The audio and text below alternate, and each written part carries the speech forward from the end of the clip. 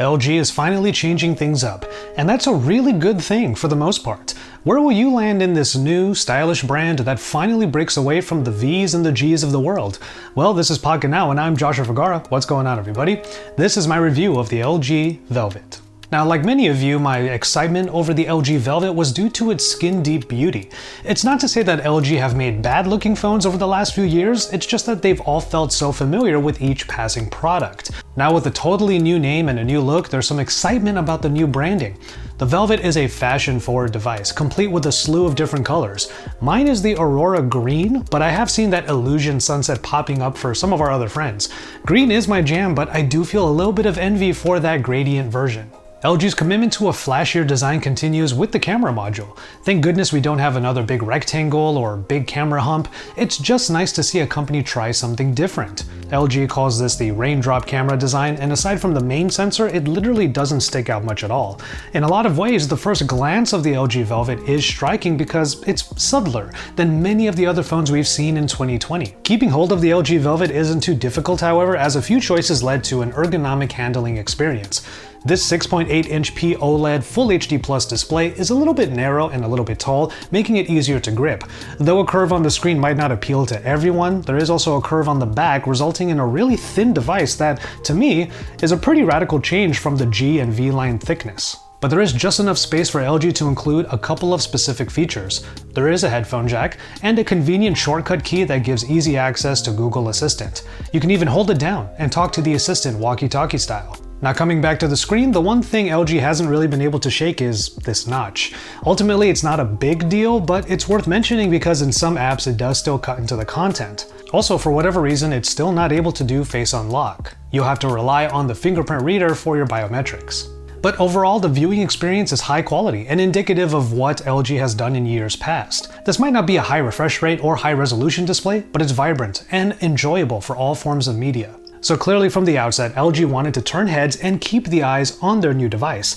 The choices in color, form, and handling all achieve that. But a high style goes beyond just the singular device, as my unboxing of LG's special package showed. Now, if I can get a little meta for a bit, there are a few design details I want to share because I think it's the crux of the LG Velvet's charm. See, from the phone to the dual screen to the other accessories that all came from Korea, messing around with every little bit gave me a taste of a different smartphone culture. LG is no stranger to accessorizing. Like many of their recent releases, the Velvet came with a few friends.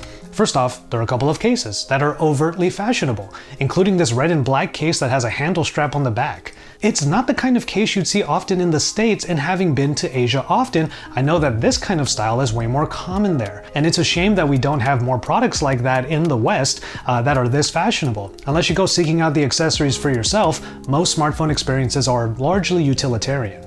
But there's plenty of extra use cases for the extra tools on the LG Velvet, like the included Wacom Bamboo pen. That's right, the Velvet has full stylus support, and the software provides a lot of options.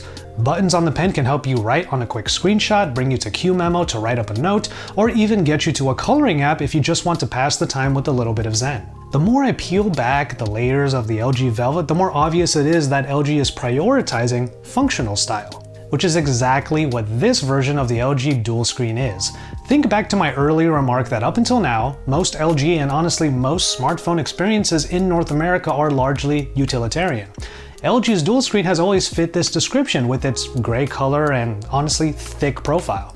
But now there's a white version that is sleeker, thinner, more appealing to the eye, and has a sense of style that finally makes this special case one that I would keep on the phone more often. All the functions are the same. A second Full HD Plus panel complete with the same exact notch gives you room to multitask, get distracted, maybe get a little creative by using the case like a stand, and do some unique gaming with the LG gamepad. It's easy to say that none of what we're looking at is new, but when the look is new, it actually matters. I don't use this word often in my reviews, but so far you're seeing how important aesthetic is to the LG Velvet. Now, bear in mind again that everything I just showed you is still coming straight from Korea. This is how general smartphone culture is in Asia. Easy on the eyes, fashion forward, high on style, and all about that first impression. Now, getting underneath it all, LG have put together a spec list that we haven't seen that much yet in 2020. Let's start with the Snapdragon 765G, the 5G enabled middle tier processor that still brings some great performance.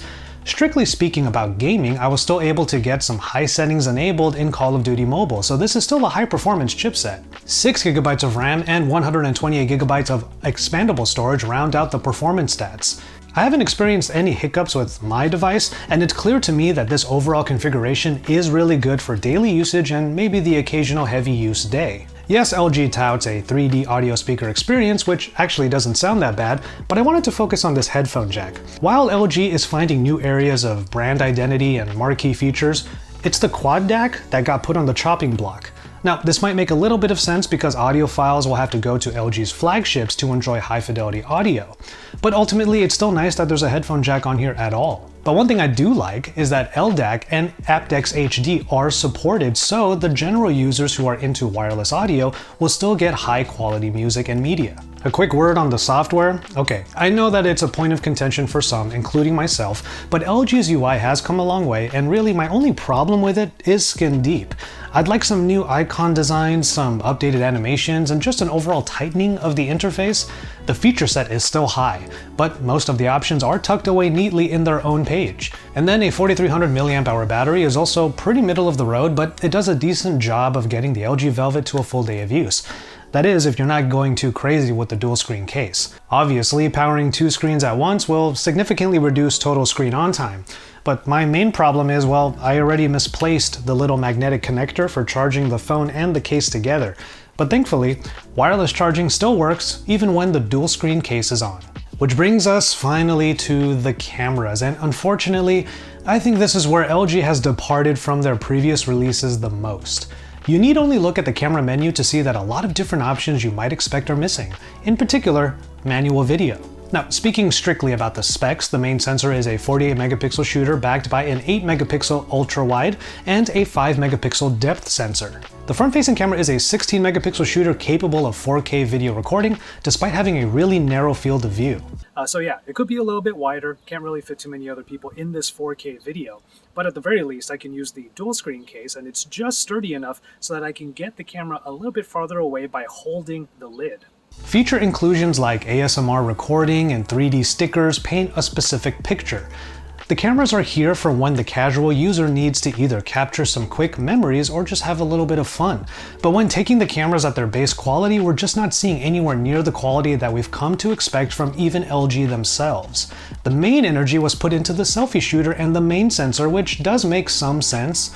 For the main cameras, zooming is obviously not going to be ideal, and then the wide-angle camera doesn't put out very high-resolution results either. It's as if the ultra-wide was just put there in case you need it, but you should never rely on it. After all, you can't even record 4K with it. Many of the main features are saved for the main sensor. You could get some decent results in bright conditions like with most phones, but that quickly falls apart in lower light situations, and LG's night view mode just doesn't really help as much as it should. It's easy to say that we have high hopes for the Velvet to be an all-around great time, and in designing the cameras the way they did, we'd hope the quality matched the beauty. But this is not a creator's phone, like many of the G and V-line smartphones were positioned. Instead, this is a design-forward device meant to look memorable, not to capture memories. So it's clear how LG is positioning the Velvet. It's one of the best looking phones a casual everyday user can have. It has capabilities that aren't necessarily new, but now they are way more accessible because LG put their design hats on and made them way more appealing. The problem is, corners had to be cut for the sake of making this phone something casual users could afford. And by upping the feature set, they had to skimp out somewhere. Now, one important thing that I feel like I learned during this review is that maybe we've been thinking of the Snapdragon 765G incorrectly this whole time. It's just under flagship level performance, making it an upper middle tier spec. And as a 5G enabled chipset, it might be incorrect to think that the 765G means that the price would go down that much. Which is the hard part. We don't know if this phone is going to be available in more places outside of its main markets like in Korea, but even if it was, the phone still comes in at the equivalent of $750 US. That doesn't sound like an affordable mid-range phone, and that's because it isn't. For all that the LG Velvet provides, down to not only the aesthetic but also its use cases with the bamboo pen and also the dual screen, this is actually a really useful phone. The problem is, the one part that might be important to some of you is what LG cut down the most. It's the easiest phone to photograph, but it's not easy to photograph with. And if that matters to you, maybe the LG Velvet's beauty truly is only skin deep. And so there you have it, my review on the LG Velvet. Yes, there are some disappointing parts of the phone, but I think overall LG have done a great job of reminding us that they're pretty great at design too. The aesthetic is high, even if the camera experience kind of isn't. But I want to know if that's really important to you. Get into the comment sections down below. Think about all of the features that this phone at its price and at its easy accessibility are able to provide. If the camera is not one of them, at least everything else is pretty great. Once again, let me know how you feel about that in the comments. Also, drop some likes on this video at the very least, and if you're new here, make sure you hit that subscribe button to keep up with everything Pocketnow is doing. We pretty much put out videos every single day. And from there, I'm gonna go ahead and call it on this one. Thank you again for watching, and we will see you in our next video.